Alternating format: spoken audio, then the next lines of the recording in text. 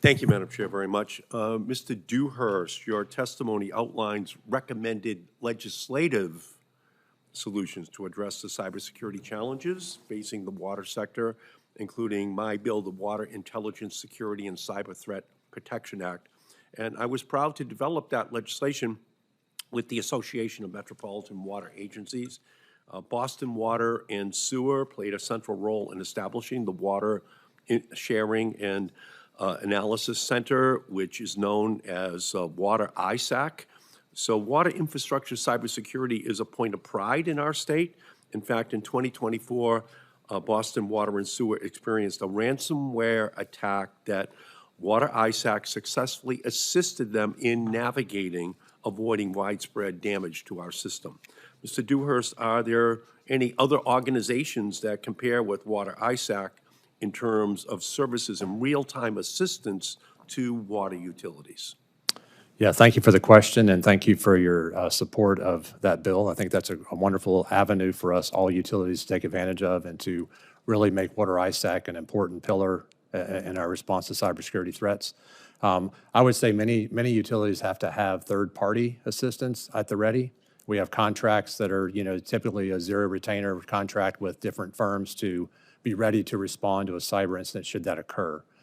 So I think Water ISAC can provide some initial support and some initial guidance if something were to occur, but I go back to the need to have a plan, a cyber plan in place, and it's a response plan in place to know how to behave as soon as that happens. So right now, there are no other organizations that are comparable? Not that I'm really aware of. I'll defer to others, yes. So it's clear that if we want to support our water systems in dealing with cyber threats, we need to support this water cybersecurity organization.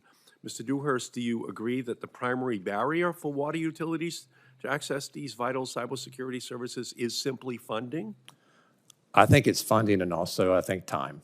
I think we've heard up here a lot with the rural systems especially. They've got a lot of things they're doing. They don't have dedicated staff to certain things, so I think that's an aspect. So I think Water Asset can hopefully funding the principal reason? Funding's a big deal, and so we're trying to vision without funding is a hallucination, right? So you can absolutely, say solve the absolutely. Problem, but if you're we need money without funding. How are you going to get it done? We need funding. Yes. Okay, yeah. So thank you, and that's why I introduced my legislation, which would provide the funding to water utilities to access the cybersecurity services offered by Water ISAC, and I look forward to working with my colleagues on that. The reason I'm really apprehensive about this is that there was a cyber incident called Stuxnet back in 2010, and it really drew a lot of attention to this entire area. And so the CIA and the national security apparatus of the United States came to me as the chairman of the Energy Subcommittee to ask me if I would pass legislation that would mandate that electric utilities in America upgrade their cybersecurity. And so I took my counterpart, Fred Upton, the ranking member on the committee. We went down, we got the top secret briefing. We could see how dangerous it was.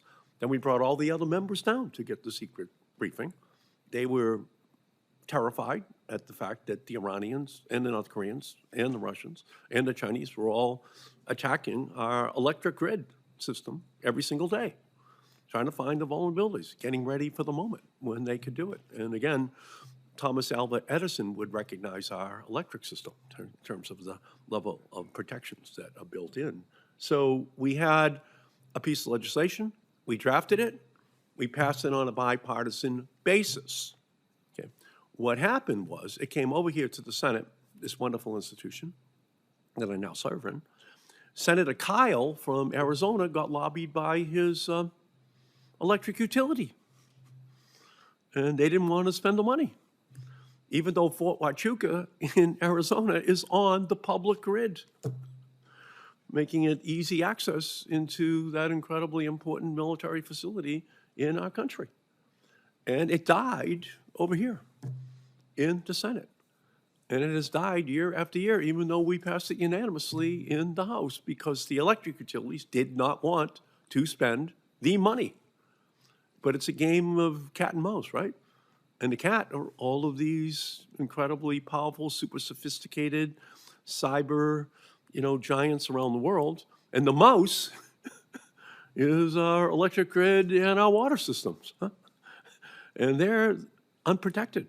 They still haven't had the upgrade in the cybersecurity protections which they need, waiting for the eventual, inevitable, inexorable, successful, catastrophic attack. So it's just time for us to get real about this issue. It's only now 100 times worse because of AI in terms of the sophistication of the technology which can be used. And it's time for us to put the mandate in place and the funding that accompanies that, so that all of these vulnerable infrastructure systems are able to protect themselves against the attack which is coming. The only question is, are we going to protect against it? Thank you, Madam Chair. Thank you.